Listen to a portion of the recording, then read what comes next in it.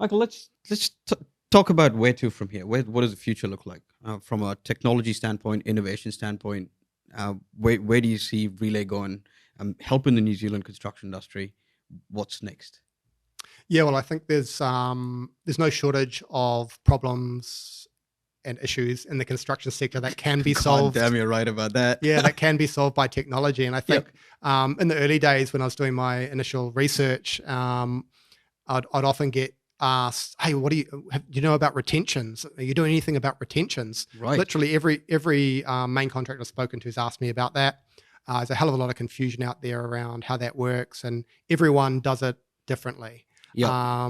There are regulations around that need to be followed, and they are followed to the best of the ability of the people that are trying to do that. Yep.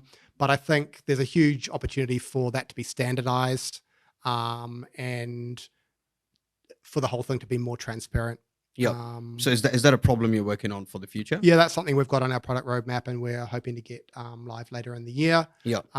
Just to provide visibility of the retentions that are held on you by your main contractor. Yeah. A simple place where you can log in, you can see all the retentions that are held, and when they're going to be released, and all the conditions around those.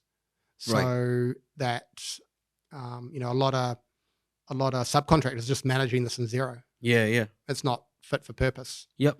For that particular use. Yep. Otherwise, keeping track of where all your retentions are is almost impossible. Yeah, and I think another similar area where is the progress claims process, and the way that's a challenging one. Progress claims. It is, and it directly feeds into our main business because we can't make a payment until the claim's been approved. Yeah. So, but then. Okay, so it's a progress claim. Somebody's got to now validate and log that much of progress has been made. So I'm releasing X amount of money.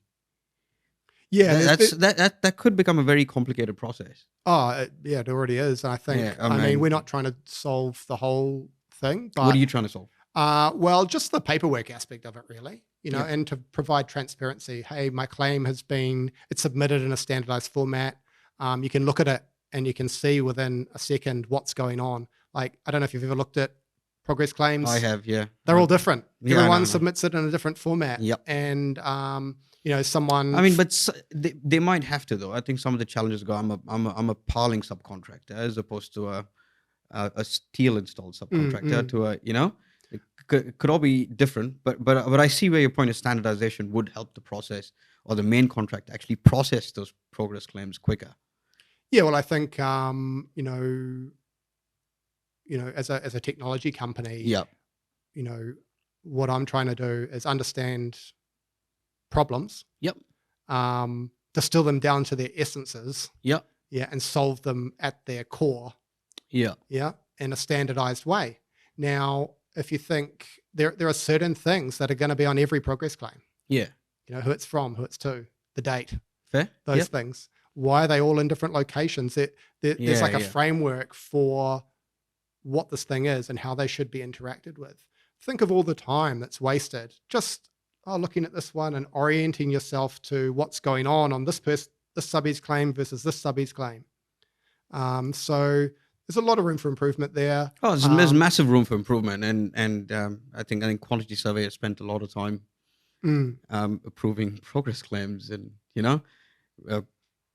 getting that back to what their contract conditions were, and God knows what else, man. Oh yeah, once you get into that, that's one of the things that I've taken away from working with the construction sector is I've spent a lot of my life sitting in front of computers, right? And you got a lot of respect for subbies and main contractors are out there building real things. These complicated structures, and if something goes wrong in some software, it's pretty easy to fix. If something goes wrong on a construction site, not so much. So health and safety becomes very important. Yeah, for sure. Yeah, no, that's quite interesting. So, is there anything else that, from an innovation standpoint? So that we did speak about retentions, progress claims. Yeah. So those are two key things that you're really focused on for the future. Yeah, those are things that are in our roadmap, and I think Yeah, but our primary focus is on keeping cash moving and Yep. making sure that everyone has the money that they're owed when they want it. Mate, that should be the tagline for your company. Keeping cash moving. We get the money moving. Yeah, well, that's yeah, it's definitely what we're trying to do out there. Yeah. I think another big thing we've been hearing out there is there are a lot of companies offering new technology. Yep. And it can be a bit overwhelming with implementing new systems all the time. Yeah. And there can be a bit of hesitancy around taking on new technology. So, we put a lot of effort into trying to make things as simple as possible and integrated, fitting into a big software ecosystem of sorts. Exactly, and there's construction management systems. Everyone seems to use a different one. They'll use a little bit of Procore here or Aconex or whatever it is. Yeah, and then that's the change management tool. Yeah, everyone's using different systems, and then there's JDE to do their accounting on the other end. Exactly. So mate. I had a podcast on earlier where we were discussing how many pieces of software a construction company would normally have, and they don't even focus on a good software ecosystem that all of these softwares actually integrate into. Is this software right for me? So it's, I'm glad you're actually focusing on helping integrate into the existing systems in place already. I think that's hugely important in the construction sector. They don't really think about that too much. Yeah, a lot of unfortunately there are a number of systems out there that they don't have APIs. They're not using the latest and greatest technology. Yeah.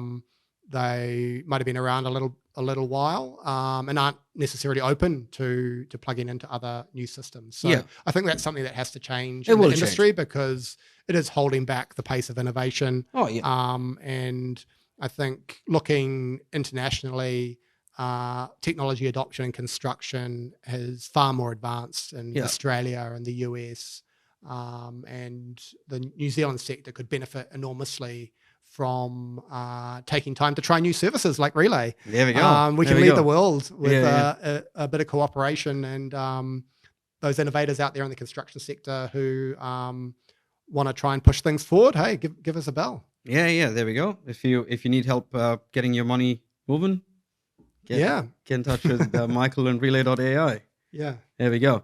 Hey mate, I wanted to really thank you for your time and all the valuable insights that you provided about keeping cash moving. It's been great. It's been a great chat.